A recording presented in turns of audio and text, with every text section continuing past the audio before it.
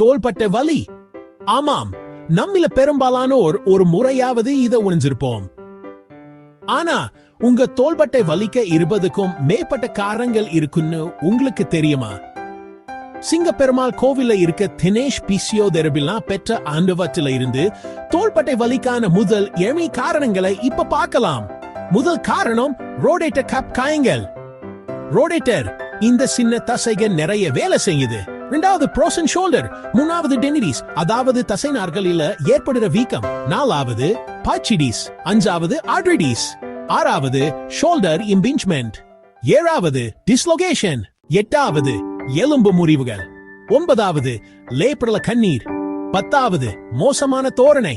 11வது அதிகப்படியான பயன்பாட்டு காயங்கள். 12வது நரம்பு அழுத்தம். 13வது கழுத்துல இருந்து அல்லது உறுப்புகளில் இருந்து பரவும் வலி. 14வது திடீர் அசைவுகள் அல்லது அதிக கனமான பொருட்களை தூக்குவதால் ஏற்படும் தசை பிடிப்புகள். 15வது கால்சிபிக் டெண்டிடிஸ்.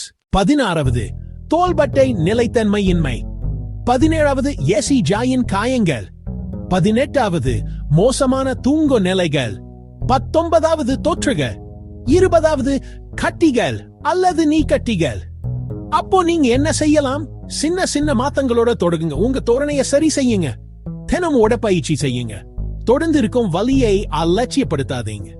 உங்க தோள்பட்டை வலி போகலைன்னா ஒரு நிபுணர்கிட்ட காட்டுங்க.